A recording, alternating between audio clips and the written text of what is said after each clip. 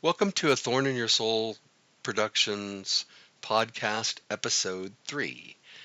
Today's story is raw and deeply human. In 2005, at 47, our guest spent 72 hours on suicide watch after self-cutting while intoxicated, carrying pain so heavy he no longer knew how to live with himself. But this episode is also about getting back up with time, work, and one friend who reminded him he mattered. It is a conversation about pain, survival, friendship, and being seen when you feel invisible. We have Dave Muniz with us today, and he has experience with suicide and ideation and so forth. And I think it's really relevant that your story is, I think, the story of many people. So, Right. would you like to share that with us? Sure. My name's David Muniz, and I grew up in Denver. I grew up in a family situation that wasn't the best situation, but it was the situation it was. And kind of like a quick overview, as a consequence, in 2005, I was hospitalized for suicidal ideations, self-cutting, put into the hospital on the suicide watch for 72 hours. They kept me an extra day just to make sure. But it was really profound because I had come to the point where I, of course, didn't want to kill myself, but I was so miserable and in so much pain and hopelessness, and had no self-worth or value. Nice guy, but I just didn't love myself, and I didn't see any value in my life or any reason to really live. And so I started cutting, and cutting while intoxicated. And the thing about that is, in my heart, I probably really didn't want to end my life.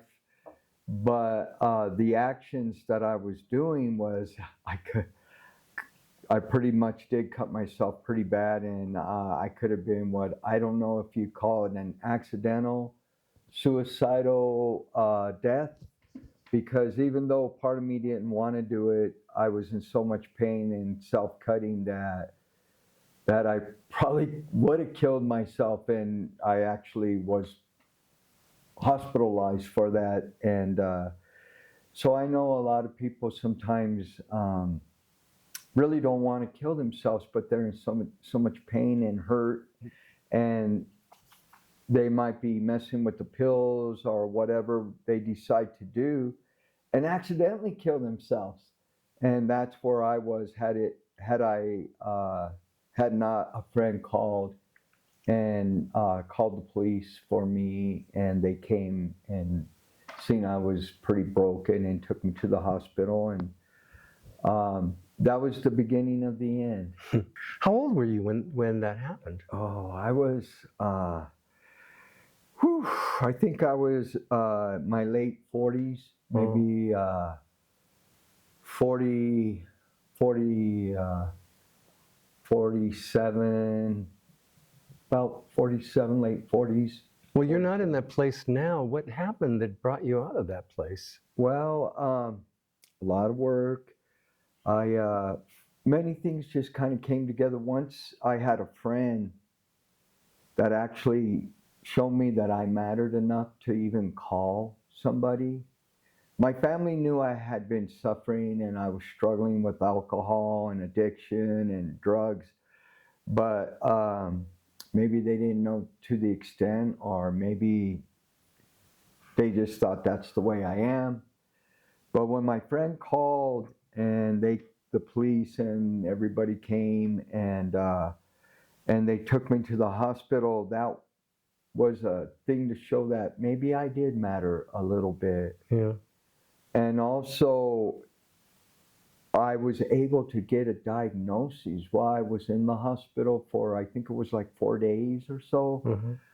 I started having a doctor look at me, a mental health doctor, and gave me a diagnosis. And then that kind of was a piece, there's a big puzzle, many pieces to the puzzle to make me whole. Yeah. It wasn't just one thing, but it was a culmination of a lot of other things. But the getting a diagnosis really helped. And it was just, I was at the point where I had to ask myself, get busy living or get busy dying. Mm-hmm.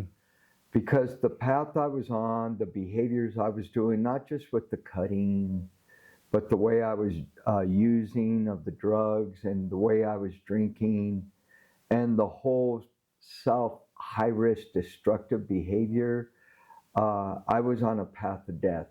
Yeah. And that's not just saying, it was literally, every time I drank, I blacked out.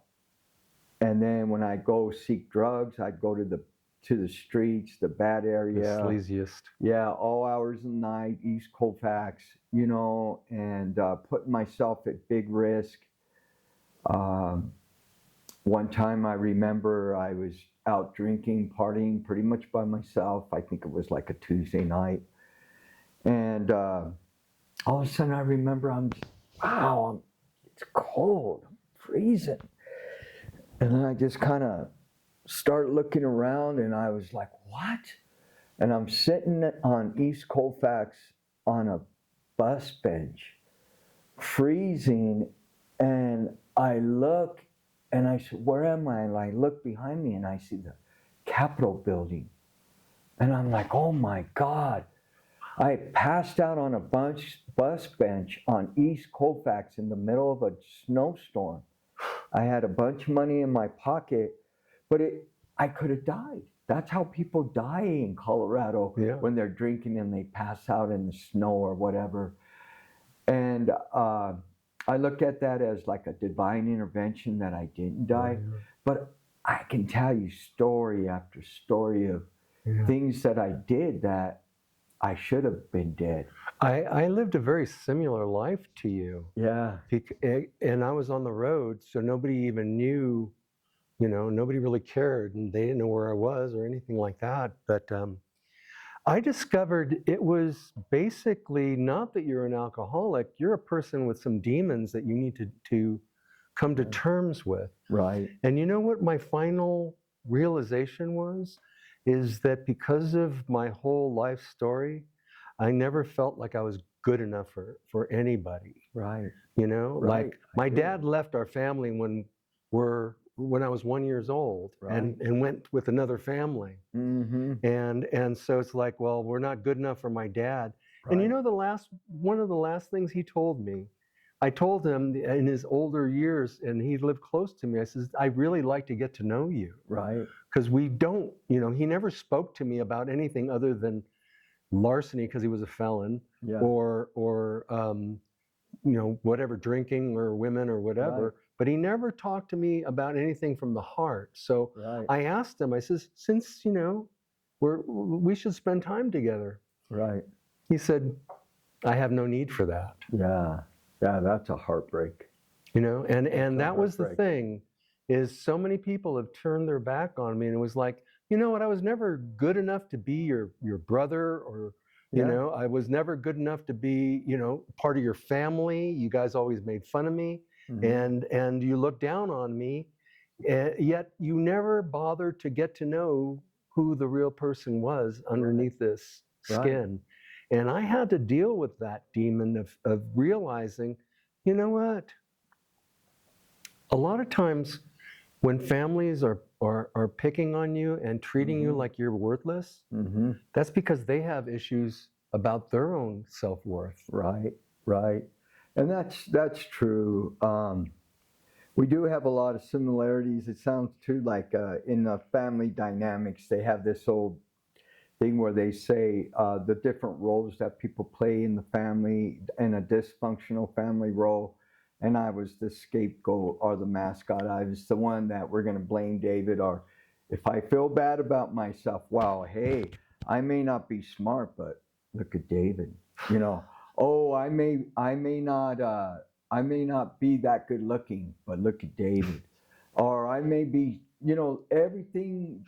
When they felt bad about themselves, the way to make themselves feel better about themselves was, look at David, look at David, look at David. And so I was always kind of like the odd one out. Yeah. Father, when my mom was pregnant with me, my dad was in prison, you know, so kind of similar there. And when he was out, he did have his own family in the same town as us, but we really didn't see him much at all. No. And that was more a dynamic, I guess, with him and my mom. But still, I never excused it. I always said, it's unacceptable to be in a town and have children and not spend time with them. I can't. Mm-hmm. I can't cut you a break on that one, Dad. Sorry. Yeah, no. But, you know, for our self-worth, how we value ourselves, or what we see, how we are valued. And so I didn't love myself. You know, I didn't see any value in myself. And when you talk about the demons or the torment, you know, growing up always feeling like everybody was better than me. And by the way the family dynamics worked, they were better than me. You know, the love, the attention, the everything was always out of balance. And even though my mom married someone else, and she really loved my stepdad and of course his kids, so we were the Munizes and they were here, and they were always better. They always had more value. Yeah, that's what my stepbrother, my brother, he's not my stepbrother, he's my brother, but he half brother. Yeah. Same thing. And my sister, who's since passed, they were my stepdads, and they were always better. Yeah. To the point where, I mean, my stepdad was abusive. He whipped me with an electrical cord when I was a young man or a young boy. Right. And he would take my sister Kate, and he would say, "Did Dave do something?" And she was just like 1 year old. Yeah. And she would do something, and then he'd beat me because the little kid would tell him that I needed to be beaten. Right. And it was like, wow, imagine the separation I felt from my other siblings that belonged to him. It was like, you know, they're my siblings, but they had the blood of the guy that was so cruel to me through my years. Right. So it's kind of hard to even navigate in a dynamic like that. Right. It is, you know, yeah. You know, and then the cultures too, you know, my mom, 6 kids by the time she was 23. No real stable man in her life. Basically 9th grade education, trying to raise 6 kids basically on her own, and then coming from the dysfunction where she came from. My grandpa, a Navy guy, you know, alcoholic, mean, abusive, drunkard, you know, and that was her childhood. And so it's like the way our culture, you know, you're Native American, you have a lot of Native American in you. I don't know what part I have in me, but the whole colonizer coming, destroying the culture, the heritage, the language. Yeah. I grew up with, well, first of all, they were trying to deny their Native American because a lot of people don't know the first governor in California made it illegal for you to be Native American. So you had a bounty. If you brought a scalp, you got big money. So all of a sudden, hey, we're not natives, we're Mexicans or whatever, you know, because everybody spoke Spanish, the natives and everything. And my great-grandfather was full Yaqui of Southern California. And so I remember my grandpa, they were so tough on anybody with color. Mhm. My grandpa says we are not Indians. We are, because that's dirty. Yeah. The Indians are dirty. Yeah. And he didn't want us to speak Spanish because we weren't Mexicans either, so we learned English. And I'm caught in between, right? Yeah. If I'm in the middle of like Nebraska, they're calling me a prairie nigger. Yeah. And if I'm in Southern California, I'm a wetback. It's like I don't belong. And then when I talk to the Mexicans, it's like, oh, you're a coconut. And then if I talk to because my dad was white, it's like, well, you're not white. I can tell you're not white. Right, it's like, well, I came out the brown color. My sister came out white, but it's like, I had to deal with that. Yeah. And that's a hard place to come from. It is. We, again, too, we didn't learn.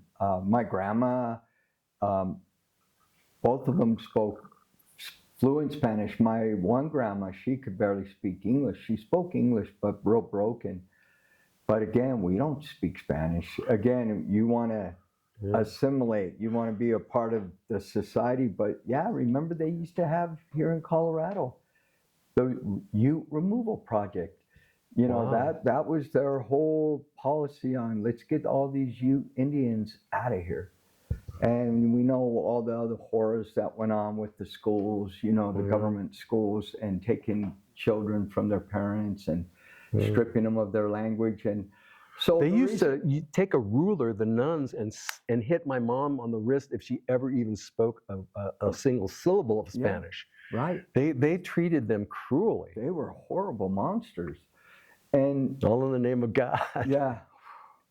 And see, the only reason why it matters is because growing up and now at this point, and we'll get into my journey, but I can look at compassion and I could see my mom and I could see my dad and I could see the trauma of our generations that were brutal, horrific, and that got passed down like a curse throughout our generations. And as a result, we see the conditions, lack of opportunity, being suppressed, being denied of your culture, your history, those things that made you beautiful and unique as a people, being stripped and told that was bad and shameful and ugly. And our parents grew up with that, and we grew up with that. And as a consequence, you see the violence, the violence and the trauma passed down to generation. So I look and I see my dad, and my dad's passed away, and I see my mom, and I can look now and I can tell my mom through eyes of compassion, hey, Mom, I don't ever want you to feel ashamed or guilty or bad when I hug you or anything because of what happened in the past. I forgive you. It's forgiven. You did the best you could. You've grown a lot. You've done 6 kids. You kept us all together. I mean, considering her age too, she did the best she could with what she had. And that's all anybody really is doing is just the best you can. And so many people get down on themselves because they don't meet up to what they think society says they should be. They should have the car, they should have the house, they should have the stuff. Yeah. When it's not about stuff. No, it's more than that. Yeah. So, the trauma and all the dysfunction growing up, it took its toll, and basically, because the way I was raised, I didn't love myself. The worst thing you could do for me was to leave me alone sober by myself. That was scary. I didn't like that. You didn't like to be alone with yourself? I didn't like that guy in the mirror at all. I looked in the mirror and that guy was ugly. He was a sinner. He was a freak. He was crazy. He was no good. He was, all the things I heard people tell me growing up, I believed. And then also the part of like being ugly or second best, no one was really telling me you're not as good as your brothers, but they were in the way that who got Yeah. looked at, who got held when mom came home, who got this, who got the attention, you know. They thought something was wrong with me when I started going to kindergarten, and because I couldn't talk. I talked like, me want water, me thirsty, you know, like baby talk, we called it, because no one took the time to really sit and teach me how to talk, communicate. And wow. this is a little embarrassing, but it was sad but true. But my mom told me I was on diapers until I was 5. I said, 5 years old on diapers. As a father and a grandfather, I say that was very not good. No. My mom said I just wouldn't learn. And then, so it wasn't that I wouldn't learn, it's just you needed to have some time. Yeah, she had to put the energy into it. And as a consequence, okay, well, he can't be potty trained. Why? Because he's dumb. He just don't want to learn. Yeah, he's slow. Always out in the hall and in school, always the emotional child, you know, sitting out in the hall, didn't know how to write, so I come into school where it's assumed you have some kind of skills already. I didn't have any of those skills. Yeah. And so they were thinking, you know, well, this guy, there's this poor kid, you know, he's probably, we don't know if he should be in this school with the other people or not, but. It's interesting. Did your mom work? Yeah. Okay, yeah, she cleaned houses. So you were kind of like a latchkey kid. Yeah, my poor sister, I think she had it the worst out of all of us, 5 brothers and 1 girl. Oh God. And she was the second oldest. So she had a lot on her shoulders, and we were pretty much raised, you know, left. Mom was doing her best. Like I said, to her credit, my mom did some amazing things. She kept us all together, for one. She was able, as fate would have it, to even buy a house and kept us all in that same house without moving and moving. None of my siblings were ever like, go live with your grandpa, or go live over here with your auntie over here. We were all together.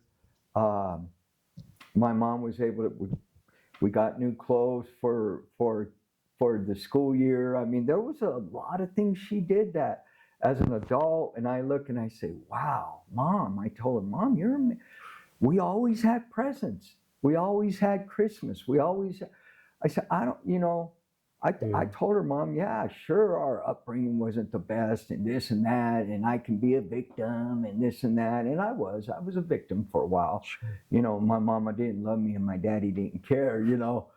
But when I got whole and I got, wow, I could say, Mom, I tell her, I said, Mom, you are an amazing, amazing, amazing woman, and I love you, and I'm proud you're my mom, and I hug her, and when we're together, we hold hands, you know. I treat her like a mother should be treated, with respect. I brush her hair for her and stuff. How cool is that? She was a good woman. Yeah. You know, she wasn't perfect. She did the best she could with the skill set she had. She went on to college, got a degree. I mean, she ran 2 marathons. I mean, she's an incredible woman. And but yeah, you know, the consequence of growing up, you know, no self-belief, no confidence. There's one thing I wanted to get into. Yeah. Is the fact that you're a vet. We met at the Vets Coffee. Yeah. And it's interesting how many people in that place, that's the only thing they have going on, you know? And they're kind of all alone in the world. And so I've been noticing that.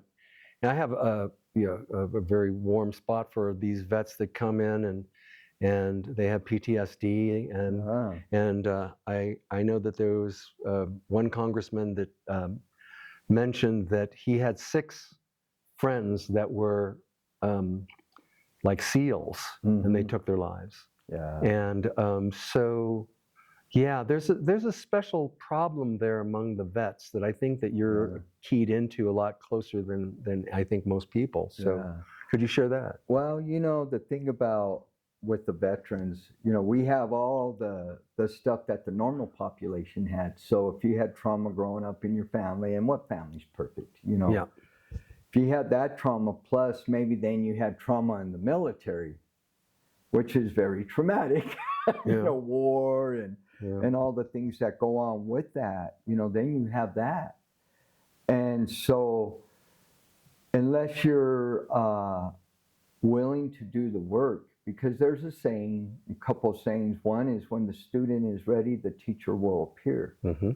And so no matter who you are, a veteran or a regular civilian, if you're ready for the change and for the healing, Spirit will provide a way for you to get that. And that's just a biblical thing too. Oh, yeah, sure. Ask, it'll be open, knock, Sure. all that. But also too, it's just that in the universe, if I want something and I seek, I will find. And the other saying is, I think it's a Hopi saying that says, become the change you want to see, or we are the ones we have been waiting for. Mm-hmm. So that's all about empowerment and the ability not to just recover, but to transcend. So here's the takeaway. Family trauma is real. Battle trauma is real. And when they stack on top of each other, the weight can feel impossible. But healing starts when you're ready to face it. The teacher shows up, the lesson becomes clear, and the change begins with you. If this hits home, like, share, and follow for more stories that remind us we're not alone. Thank you for caring.